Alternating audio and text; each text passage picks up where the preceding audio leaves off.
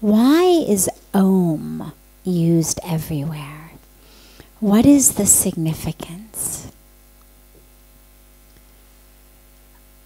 The significance of Om is actually very, very vast and can be looked at from a lot of different levels. But for right here, for right now, we'll go into a piece of it.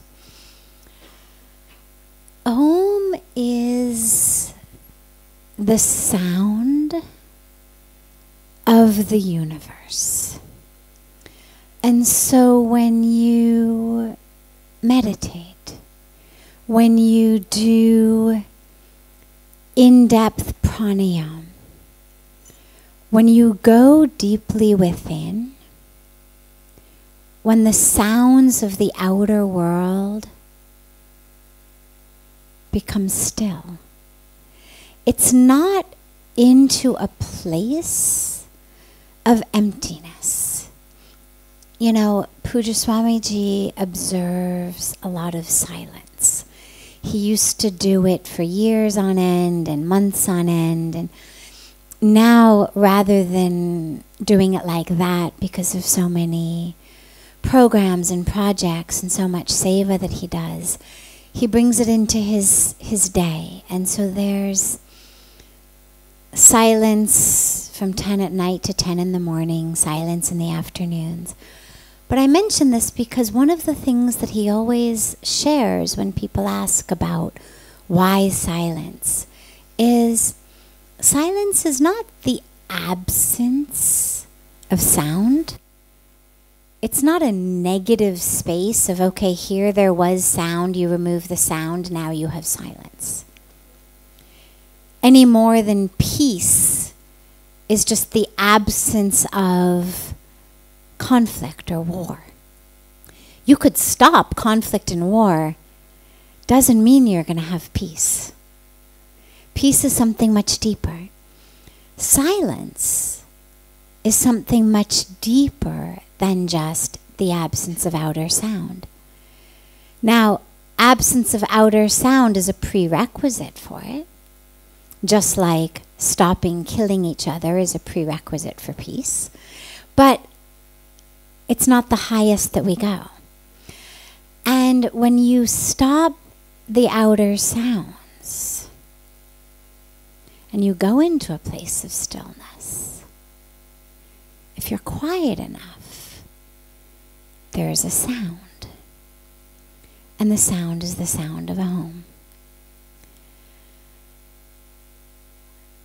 It's said that this is actually the sound out of which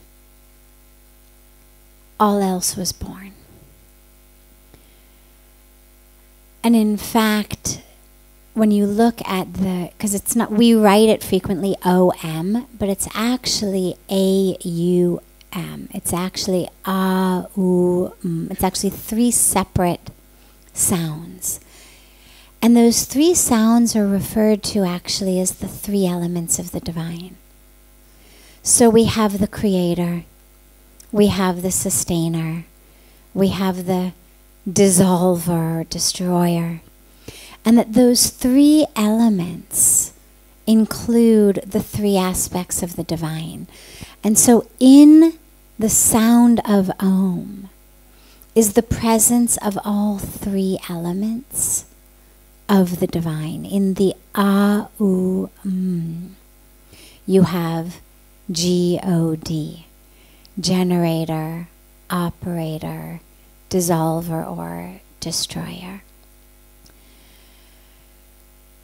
So this is the base for it, but it also is just a very auspicious and beautiful sound for people. See, within the Hindu tradition,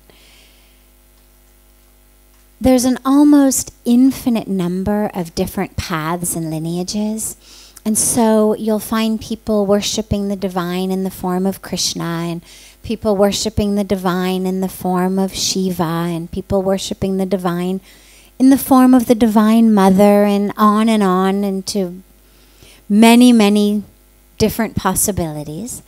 But there's also lineages where they don't worship the divine in form at all. Still within the Hindu or Sanatan Dharma traditions. And in many of them, what they worship is Om.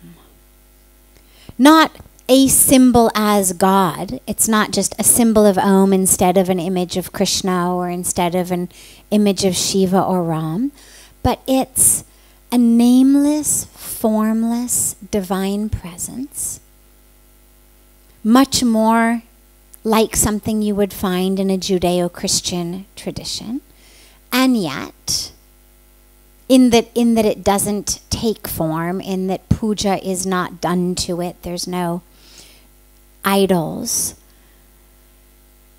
And that divine is worshipped through the symbol of the sound.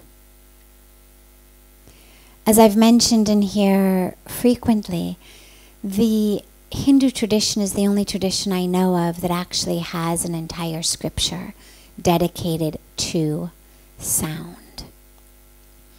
There are traditions and lineages rooted in the name of God as the divine.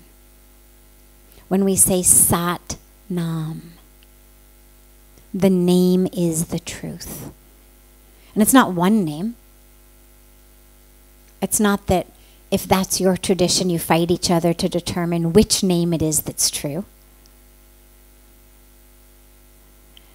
And yet, if we chose any of the names, inevitably there would be people who would say, oh wait, that's not the name that works best for me. So when we speak about the name, it frequently is the sound. We use the word name, but it actually is more the sound. The sound is truth. And so Om is that embodiment of the sound, which is truth. And lastly, and again, this is a really, really wide topic, but just lastly for tonight, as we know, sound is energy. Sound is not just something that we hear and we dance along or sing along or bop along or we like it or we don't like it. Sound is actually energy. It's literal vibrations that don't stop vibrating just because they've hit our tympanic membrane in the ear. They vibrate all the way through it.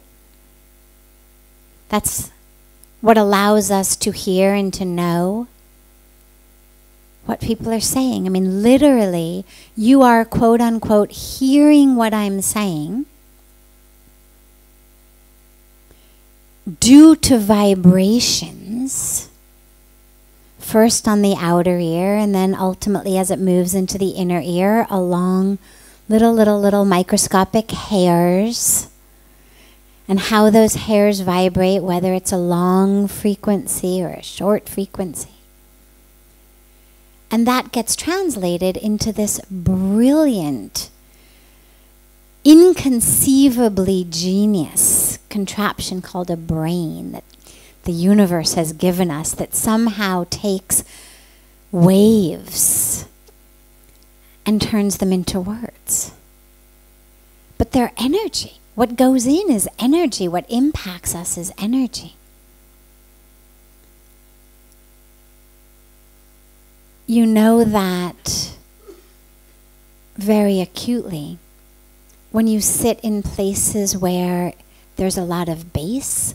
We had a beautiful performance during our International Yoga Festival by Shivamaniji, who's the world famous percussionist.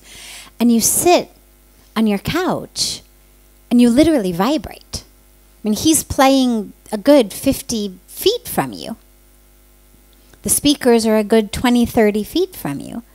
But literally, you're not just hearing it in your ears, the body is literally vibrating. If you doubt this, sit somewhere and turn on the radio really loud where there's a, good rock song going on that's got a lot of bass. You feel it in the body. And this is important because when we say that Om is the sound of the universe, it's also therefore the energy of the universe.